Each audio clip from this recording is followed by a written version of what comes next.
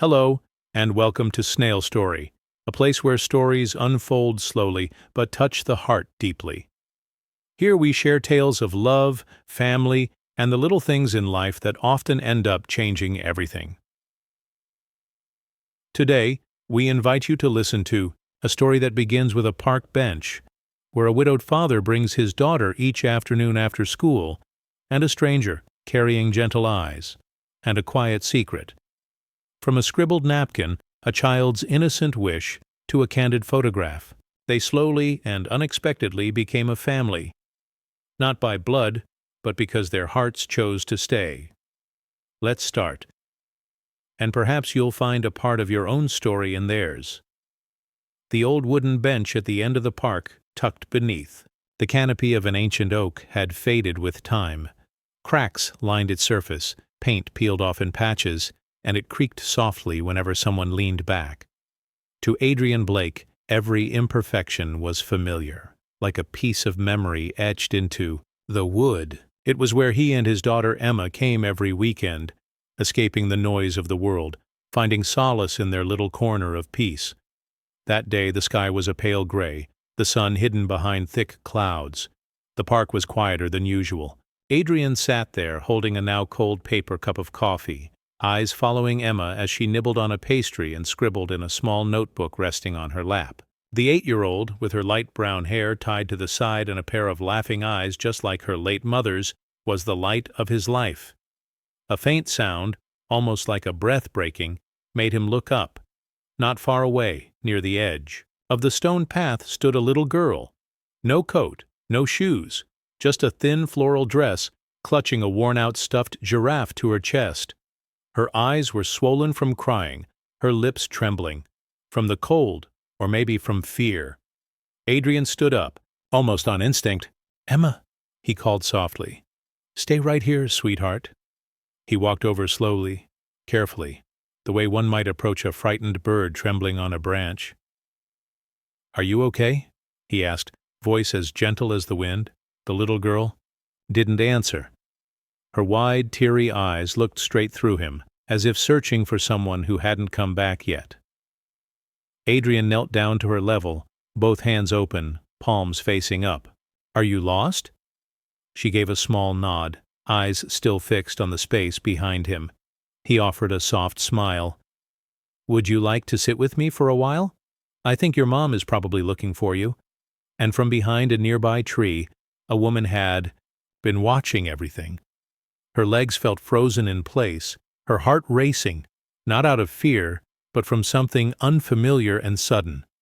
Hope. Isabelle Laurent hadn't planned to stop at the park that day. A meeting with the investment board had gone overtime, and she only intended to swing by quickly to pick up Zoe from the nanny. But as always, her daughter had wandered off.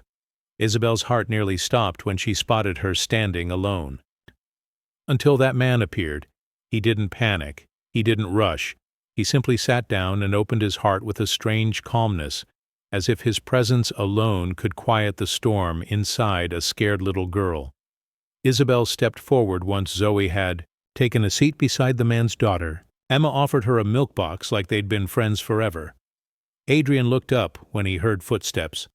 "I'm sorry," Isabelle said, her voice rough with emotion. "She's my daughter." He nodded. "She's all right now. My sister got lost here once, when we were kids. Seeing her brought it all back." Isabelle glanced at her daughter, now leaning against Emma, still clutching the old giraffe. Something in her heart softened, as if the walls she'd carefully built for years had cracked just a little. "Thank you," she whispered. "It's nothing," he replied, and turned back to the bench, like what he'd done was no more than part of a normal day. But to Isabelle, that day was the most unusual she'd had in years.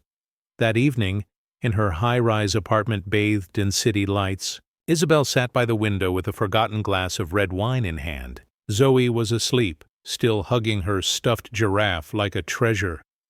But what lingered in Isabelle's mind wasn't her daughter's laughter. It was the man's eyes. Calm, kind, unbothered by who she was.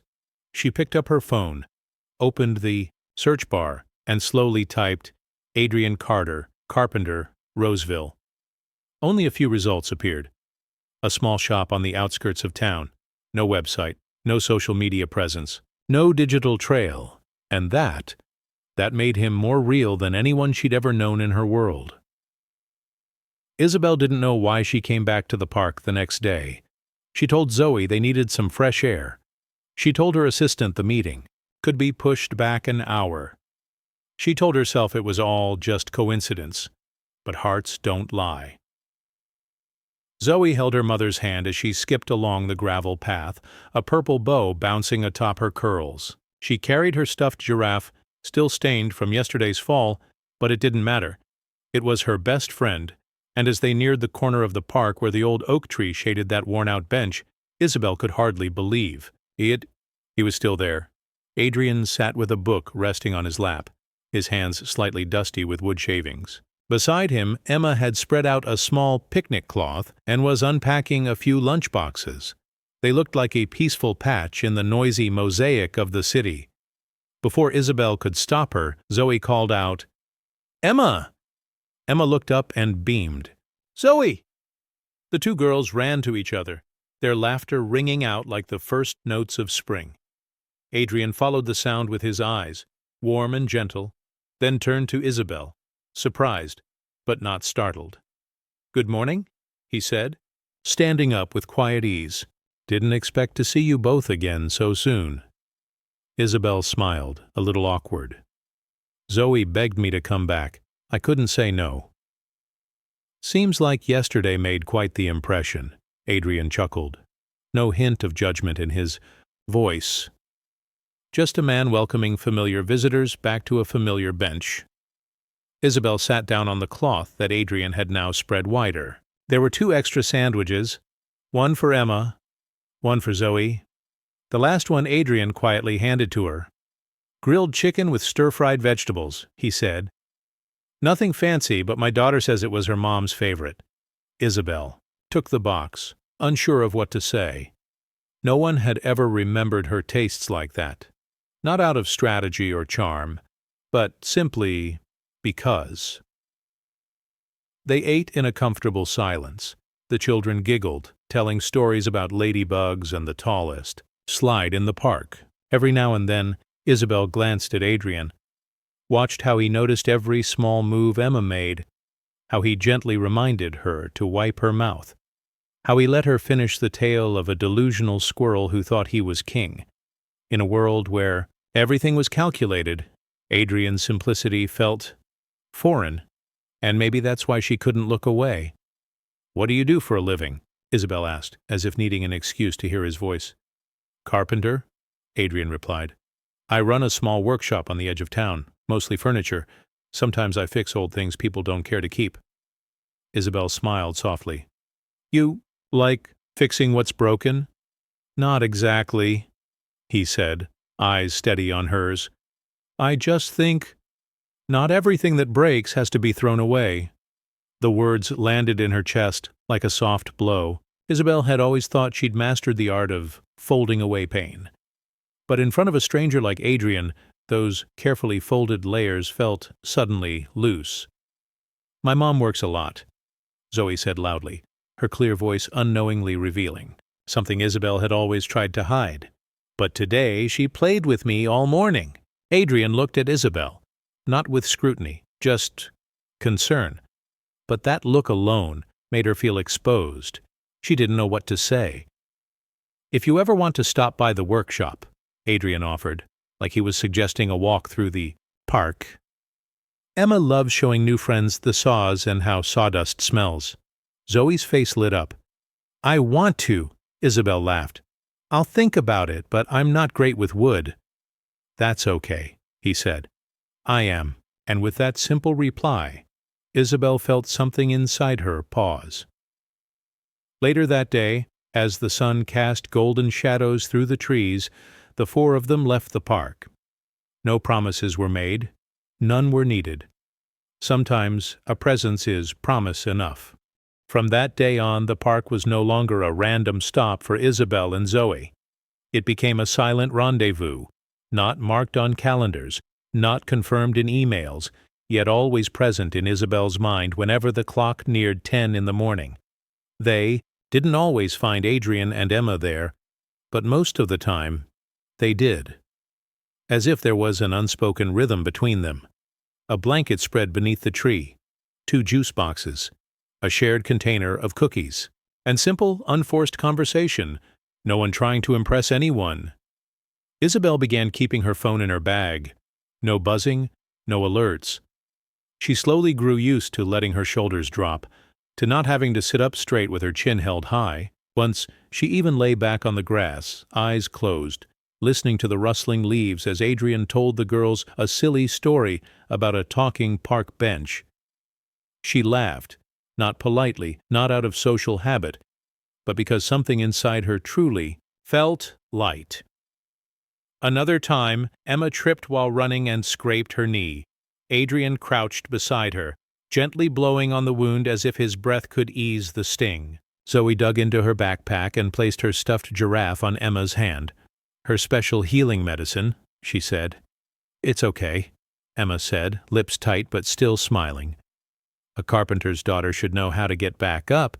Isabel had seen Adrian's eyes then, full of pride, full of love, and for a moment she felt something strange, not envy of the child, but of the peace they shared. That deep, seamless connection Isabel had once thought she'd never experience again. Back home, Zoe chattered endlessly about Emma, how she could draw, tell the funniest jokes, and wasn't afraid of spiders. Isabel didn't ask much, but she listened. And in that silence, something tender bloomed, something that hadn't been there before. One late afternoon, as the sunset dripped honey over the park, Adrian sat watching as Emma laced her fingers with Zoe's. The 2 girls hummed a soft tune about a cat and a pie, swaying slightly with the breeze. Isabel glanced at him. "You're the most patient person I've ever met," she said quietly. Adrian smiled but didn't answer right away. He took a sip of his now cold tea, then turned to her, eyes steady and unflinching. "Have you ever rushed through life so fast? You dropped something important along the way?" The question came without weight, no judgment, but still struck something tender. Isabel didn't reply at first. The wind threaded through her hair, gentle but cold. "Yes," she said at last, "and I didn't realize it until it was gone." Adrian nodded, asked no more. He simply sat there with her, surrounded by a silence that understood. That night, Isabel opened her email but didn't reply to any. She canceled a video call. Not because she was busy, but because she didn't want her heart pulled away from what still lingered. On the table lay a small napkin Zoe had forgotten, with 2 doodled girls, one with curly hair, the other with straight. They stood beneath a tree. Behind them were 2 adults, one holding a hammer, the other a book. Isabel smiled. She picked up the napkin and folded it carefully, like she was folding something precious. That same night, Adrian sat, alone in his workshop. The scent of fresh pine wood filled the air. He laid his hand on the unpolished table, thinking about how Isabel had laughed when Zoe told him she liked her toast a little burnt. She had laughed like someone remembering joy after a long sleep. He didn't know much about her past, only that something inside her had once cracked but hadn't shattered. And somehow, though he never said it aloud, he found himself wanting to hold on to that with both hands. Adrian had never paid attention to the magazine racks at the town's grocery store. To him, they were just stacks of noisy headlines: celebrity, divorces, get-rich-quick secrets, investment mysteries he couldn't care less about. That day, he'd only stopped by to grab milk for Emma and a bottle of wood glue. But his eyes froze on the cover of Finance and Faces, not because of the headline, but because of the face on it. Isabel. That hair, those eyes, even polished by studio lighting and professional makeup, it was still her, the woman who laughed over burnt toast, who sat beside him under the oak tree, who once said she hated bottled coffee because it doesn't know what you need. The headline ran bold beneath her name: Isabelle Laurent, the powerful CEO, Behind Marchand Foundation's education empire. Adrian picked up the magazine like it had scalded his hand. He flipped through the pages, eyes racing past the words. Global investor, TEDx speaker, financial strategist, the quiet billionaire. No mention of a picnic blanket under an old oak. No stuffed giraffe with a worn ear. No Zoe, at least not the little girl Adrian once carried after she scraped her knee and refused to cry.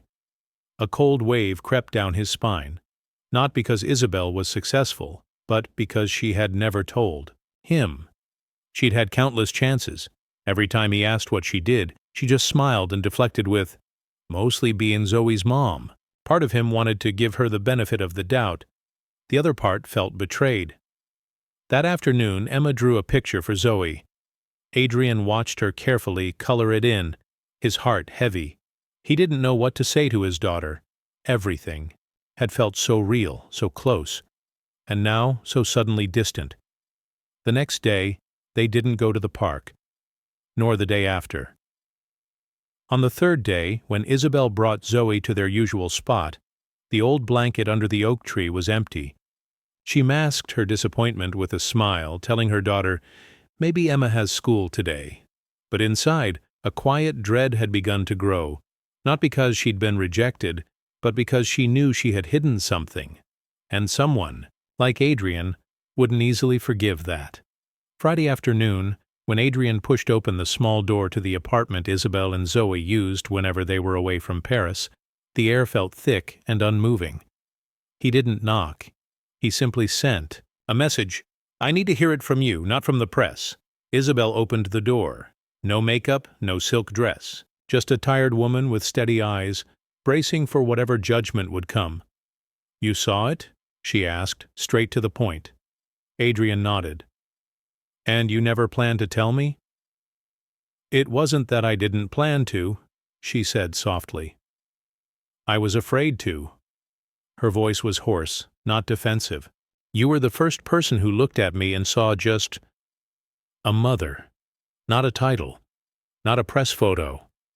I was scared that if you knew, that look would disappear." Adrian didn't speak right away.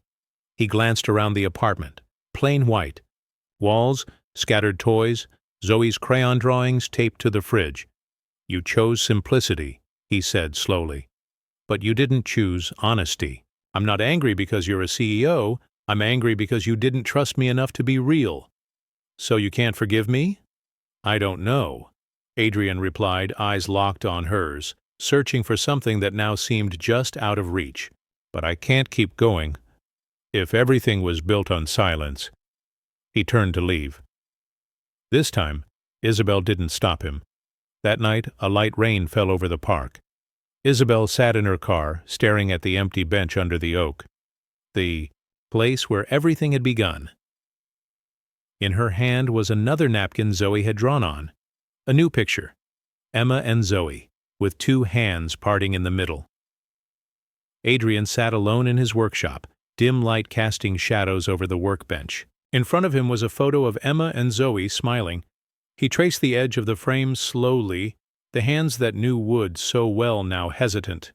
He didn't know which hurt more, that Isabel had once stepped into his world in such a simple, beautiful way, or that he had let himself believe something like that could last forever. The park wasn't the same anymore. The wind still rustled through the oaks, the sunlight still spilled golden over the grass, but the old bench beneath the great tree no longer had a picnic blanket spread across it. Adrian still brought Emma every weekend, but their visits grew shorter. The cookie boxes he once packed now often returned home nearly untouched. Emma noticed first. Children always do. They see through the things adults try to hide. "Daddy, is Zoe not coming anymore?" she asked, fingers fiddling with the hem of her coat. Adrian paused. He looked at her, then shook his head. "No, sweetheart. Maybe she's just busy. Or maybe her mom is mad at you." The question made him freeze for a moment. Emma looked down, voice soft. "I miss her." Adrian squeezed her tiny hand in his. "I do too." Isabel returned to her office in Paris earlier than planned. No one noticed anything different, except her personal assistant, who was surprised to see her spend the entire afternoon reading printed files instead of flipping through her iPad or quietly brewing her own tea instead of ordering from the cafe downstairs. In one meeting, when a team member mentioned plans to expand the Marchand Foundation into North America, Isabel simply shook her head. "Put that on hold. I want to focus on local scholarship programs for now." Everyone nodded, made notes as usual. No one asked questions, but something inside her had cracked, and perhaps was just beginning to heal. A week passed, and Adrian still hadn't reopened his workshop. He put up a sign, "Closed for maintenance." But nothing was broken, except maybe his readiness to see people again. That night, he sat alone in the dim glow of the workshop and opened his old laptop. He typed into the search bar, "Isabelle Laurent, ex-husband?" It wasn't curiosity. It was something else, a need to understand. The results appeared quickly. A few old articles, some faded photos. Isabelle arm in arm with a tall, silver-haired man, both smiling brightly. But below those, darker headlines began to appear. "Businessman admits affair while wife was pregnant." "The Marchand divorce. Trust lost in her weakest months." Adrian read every word. He pictured her, pregnant, alone in a cold apartment, holding a cooling cup of tea, waiting for someone who never came back. He couldn't imagine that pain. One interview quote struck him deep. "I didn't cry when I signed the divorce papers. I cried when I had to explain to my daughter that sometimes parents aren't always the good guys." Adrian closed the laptop slowly. Her voice echoed in his mind, the one she had spoken in the park. Not everything broken needs to be thrown away. She hadn't hidden who she was out of pride. She had hidden because the people who knew her best had used that knowledge to hurt her. The next morning, Adrian prepared breakfast as usual, but this time he added something new. 2 small waffles. Zoe's favorite. Emma picked up the picnic basket, grinning. "Let's bring the paints too today, Daddy?" Adrian nodded. "Maybe. Someone will show up." Isabel wasn't sure why she returned to the park that day. Maybe because it was the 3rd time that week Zoe asked, "Mom, is Emma mad at me?" Or maybe because Isabel herself couldn't bear the weight of all the words left unsaid, she packed juice boxes, grilled chicken sandwiches, and the pre-peeled orange slices Zoe loved. As she approached the oak tree, her hand tightened on the basket handle, as if holding on to a final thread of hope. And then she saw them. Adrian was spreading the old blanket on the grass. Emma sat beside him, carefully arranging the food boxes. Without a word, Zoe took off running. "Emma!" The 2 girls threw their arms around each other like no time had passed at all. Isabel stood still. Adrian looked up at her. There was still distance in his gaze, but no longer anger. He rose and walked a few steps toward her. "I read about your past," he said. She nodded. "I figured." He looked at her for a long moment. "You should have told me, but I should have understood." No one comes to a new place without bringing old scars. For the first time in days, she smiled. "You're right." Adrian turned back, took a juice box from her basket and placed it beside the blanket. "You still want to sit with us?" She answered without hesitation. "Yes."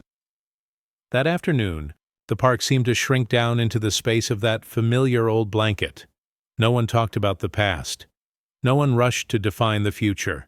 Just 4 people, 2 adults, 2 children, sitting together in a quiet afternoon, the breeze gentle, as if all the heavy things had finally been left behind.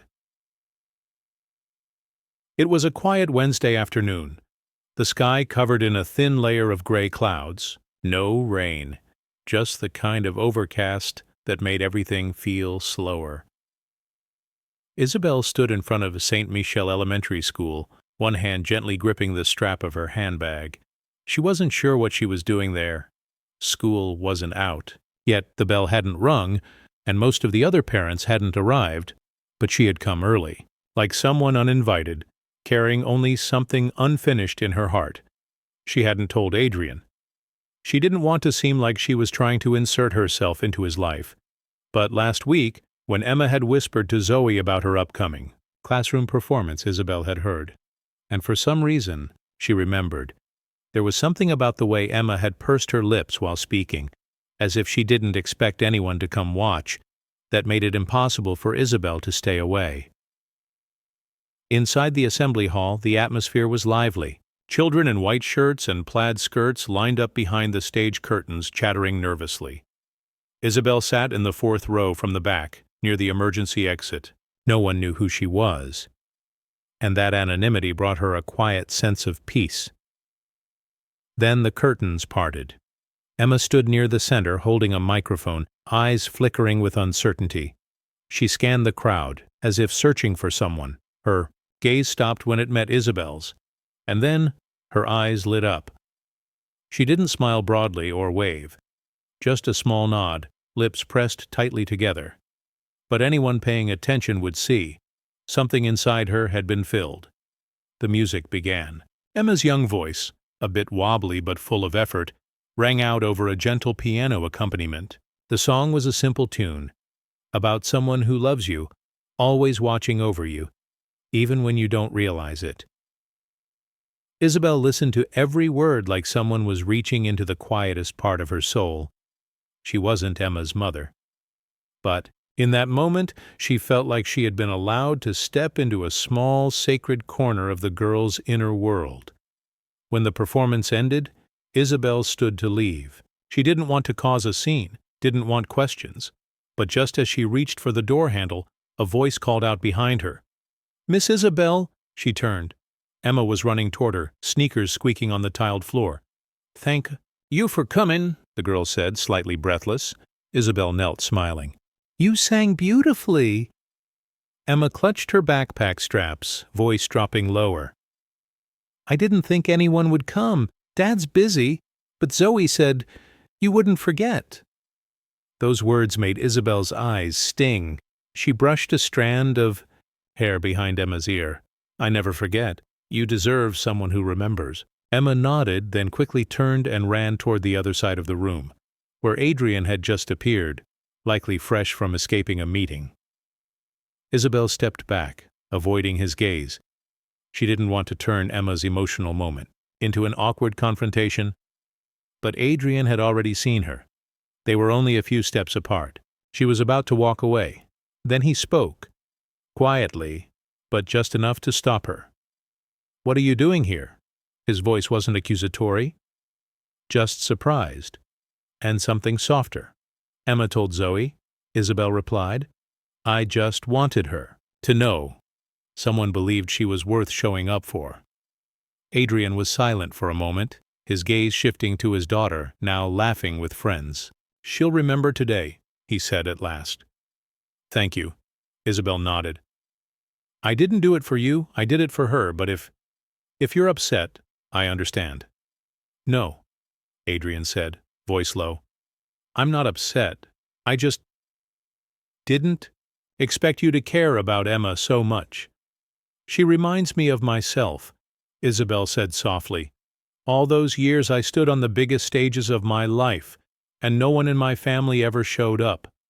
Adrian didn't respond immediately. He just looked at her for a long moment, then said quietly, "You can come next time. But next time, let me know."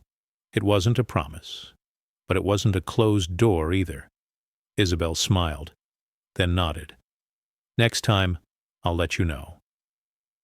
That night, Adrian sat with Emma in her room. She had just brushed her teeth, her hair still damp from a shower.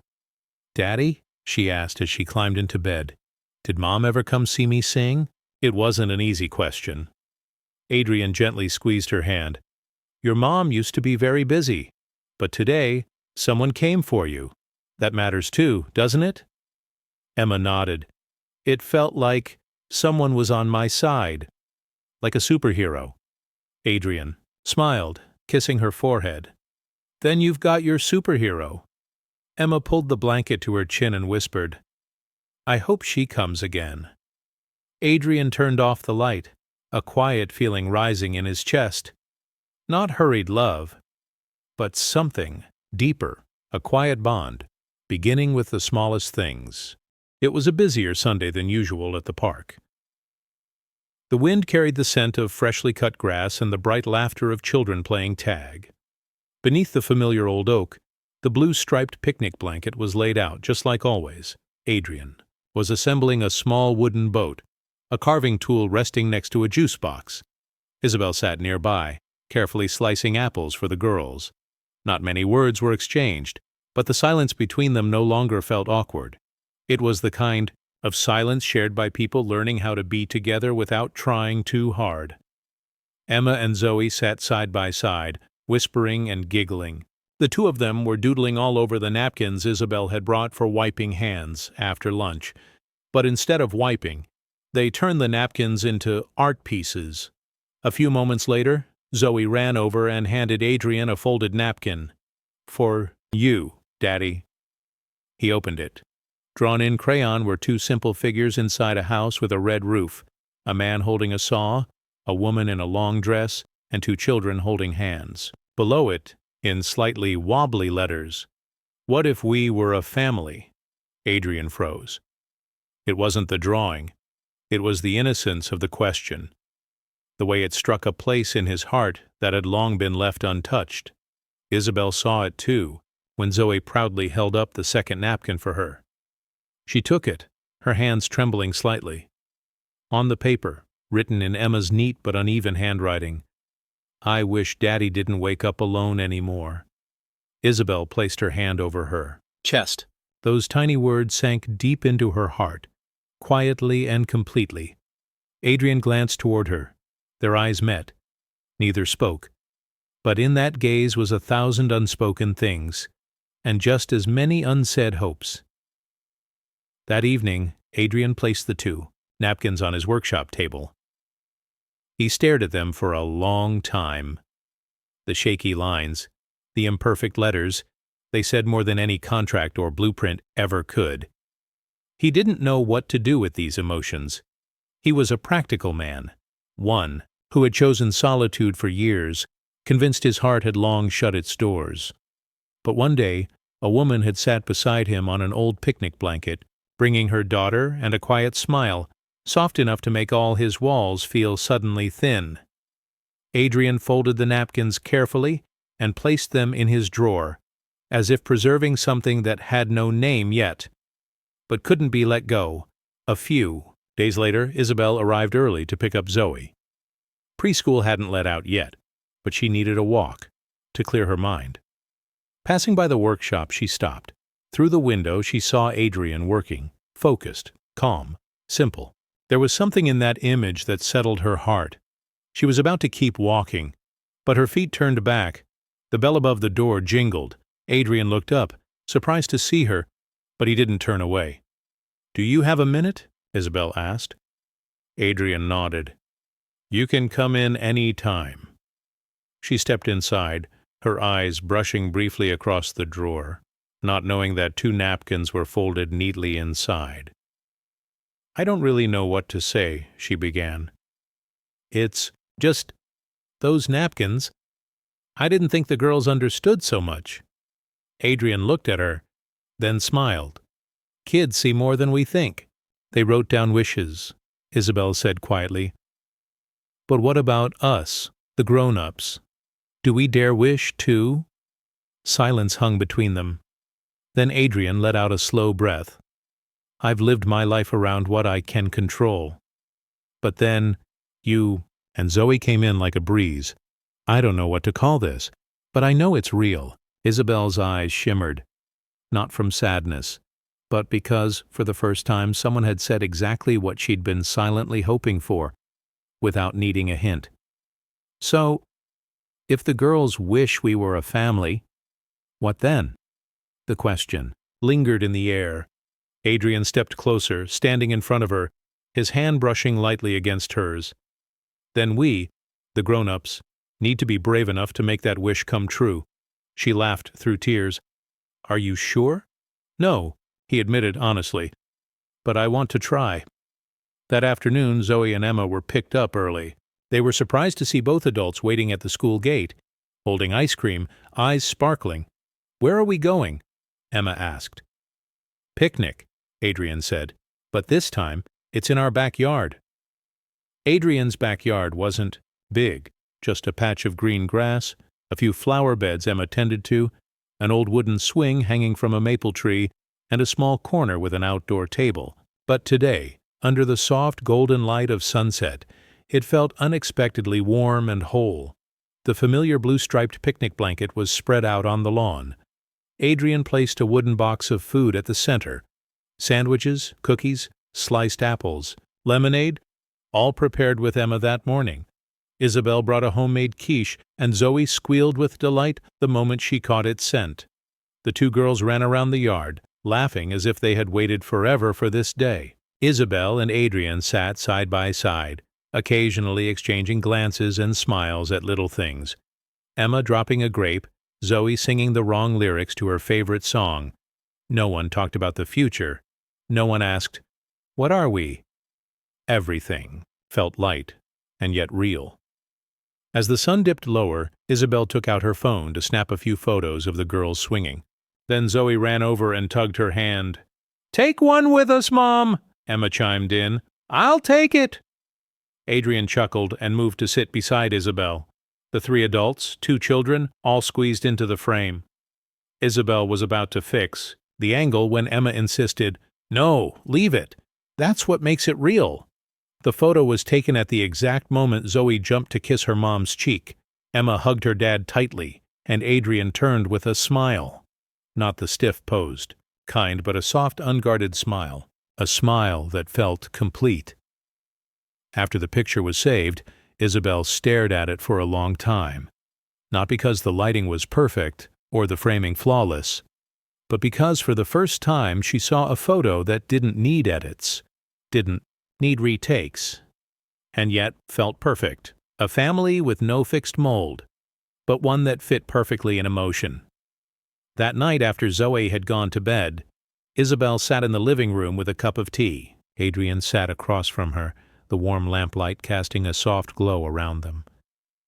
"I used to think I'd never feel this again," she said quietly, honestly.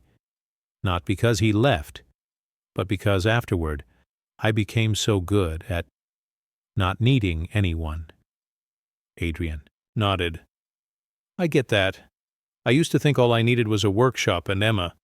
But then one day, I saw a woman sitting under a tree with a little girl who laughed like wind chimes, and something began to change. They looked at each other. No need to romanticize. No fancy words. Just the presence of one another. In silence. And that was enough." A few days later, Emma printed the photo and placed it in a frame herself. She set it on her bookshelf between a comic book and a box of crayons. "When I'm sad," she told Adrian, "I'll look at this, because now I know I have a place to come back to." Adrian didn't say anything. He bent down and pulled her into his arms, pressing a kiss to her forehead. A quiet thank you for leading him through years of loneliness he once thought were normal. That same day, Isabel received an email from her office in Paris. A major project in the U.S. was waiting for her confirmation. They wanted her on a flight soon for negotiations. She read the email over and over, but for the first time, it didn't excite her. She opened the photo on her phone, the one from the backyard picnic. Her eyes lingered on Adrian, on Zoe, on Emma, and she knew no flight would ever matter if there was no one waiting in the sky she came home to. She hit decline and smiled. A few weeks later, the five of them went grocery shopping together. A simple, mundane thing that somehow thrilled the girls more than any water park. Emma and Zoe picked out ice cream, argued over their favorite cookies, and even made a pact. The adults had to wear matching outfits on Sundays. One of them, maybe Emma, whispered while pushing the cart, "Zoe's mom and Emma's dad should be together." Isabel heard it and glanced at Adrian. He just shrugged and smiled. Kids, they're often right. Mornings in the coastal town began with the sound of church bells and the scent of toasted bread. Isabel sat by the window, her hair tied up, a warm cup of coffee in hand, eyes quietly watching the backyard. Zoe was watering the plants with Emma, the two girls in tiny aprons, giggling as water splashed everywhere. Isabel had once believed she would never live a normal life, but now, among birdsong and children's laughter, normal felt like the most precious thing she'd ever known. The phone rang, breaking the stillness. She glanced at the screen. Juliette, Strategy Director, Marchand Paris. Isabel bit her lip. She knew why they were calling. The U.S. expansion project had been officially approved, and they were waiting on her signature. She answered. Bonjour, Isabel. We need you in New York next week. The board wants you to lead the negotiations. A pause. How long? Isabel asked quietly. At least 6 months. She looked out the window again. Zoe had just handed Emma a lavender flower, and both girls burst into laughter. I'll consider it, Isabel replied softly. She hung up. The color of the morning dimmed, just a little.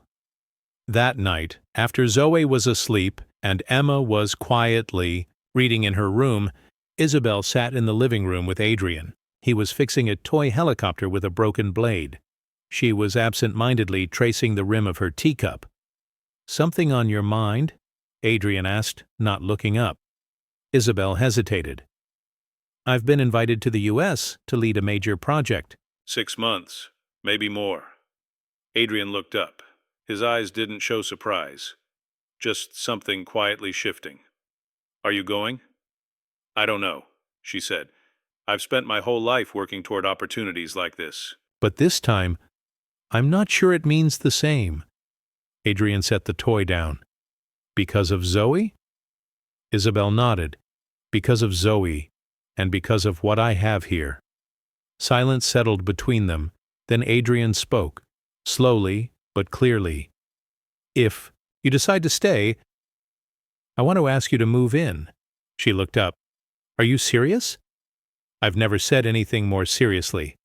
This isn't just because the girls drew family pictures? She teased, her eyes misty. No, he said gently. It's because I want it. I want you in my mornings and evenings. I want grocery trips together, school drop-offs, and even arguing over who forgot to buy the milk. She laughed, then quieted.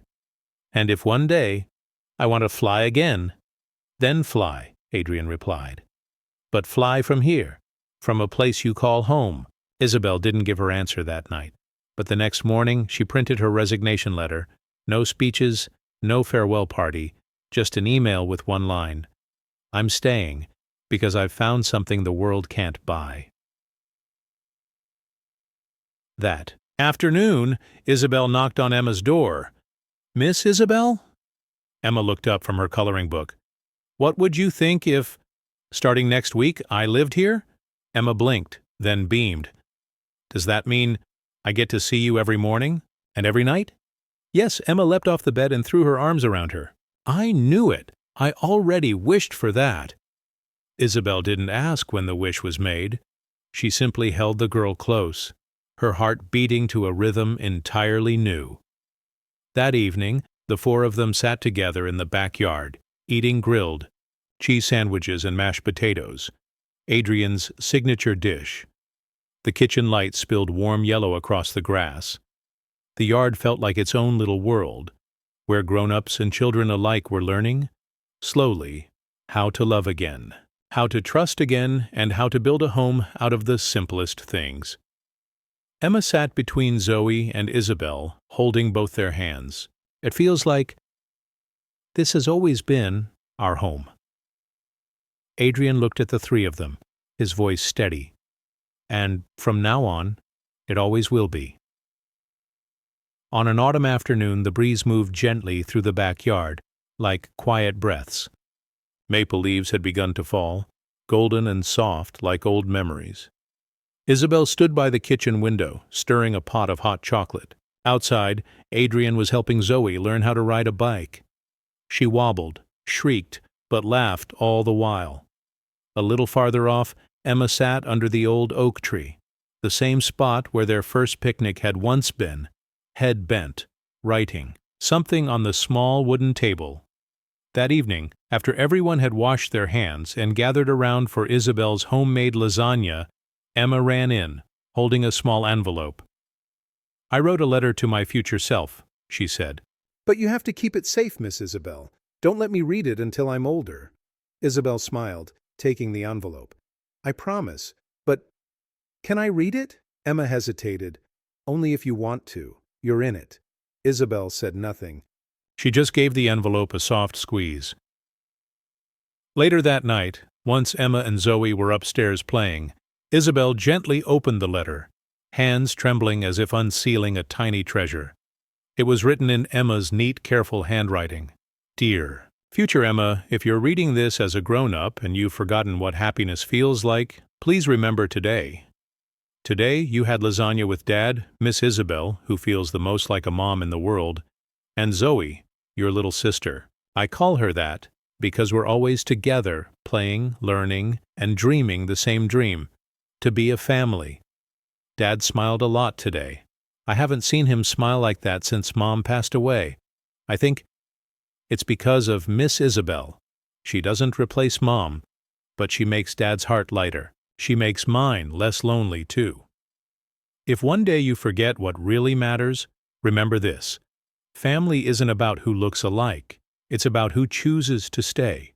I love Dad, I love Zoe, and I love Miss Isabel. Signed, Emma. Still you. Just a very happy you."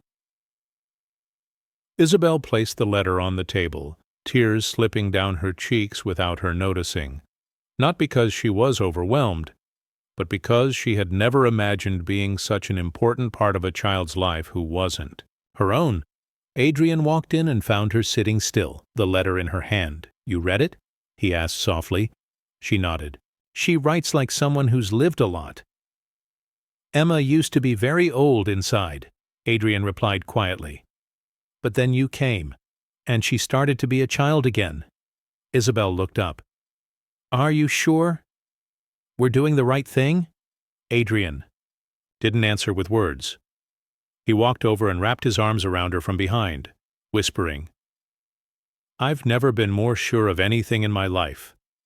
Months later, on a peaceful morning, Isabel stood before the bedroom mirror, adjusting her scarf. The calendar on the wall marked a special date. Today, she would officially begin her role as director of the new Marchand branch in the little coastal town. She hadn't given everything up. She had simply shifted her focus. As she stepped out, Zoe ran to hug her leg, and Emma beamed. "I made your badge." It was a handmade paper badge with a drawing of a house, 4 people, and the words, "The happiest family in the world." Isabel pinned it to her blazer, knowing full well she'd take it off soon, but in her heart it was the truest medal she had ever worn. That afternoon, after work, as life settled into its gentle rhythm again, Isabel brought Zoe and Emma to the park, the place where everything began. The old wooden bench beneath. The oak still stood. They sat down together, and Isabel pulled out a fresh notebook from her bag. "What are you writing, Miss Isabel?" Zoe asked. "I'm going to write down everything that's happened," Isabel replied. "So one day, when you're both grown up, you'll remember that the most magical things sometimes begin with a park bench." Emma tilted her head. "And an old picnic blanket." Isabel smiled. "And the dreams drawn on napkins." The 3 of them sat there, beneath the glowing sky, writing the first lines of a brand new chapter. No more hiding, no more wounds, just presence. Honest, gentle, and full.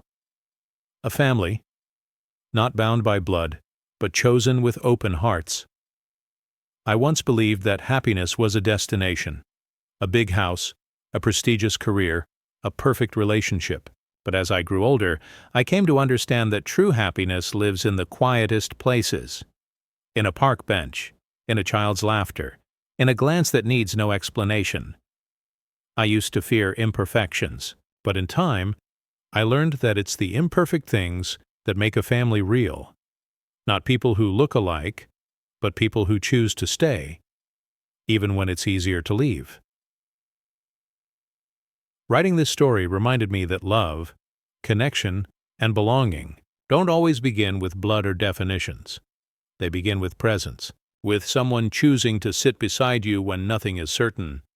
If you ever feel lost in this wide and restless world, I hope you remember this. Maybe the place you belong is still out there, waiting beneath an ordinary tree on a quiet afternoon, with no name. And when it finds you, you'll realize the most magical things often begin with the simplest moments.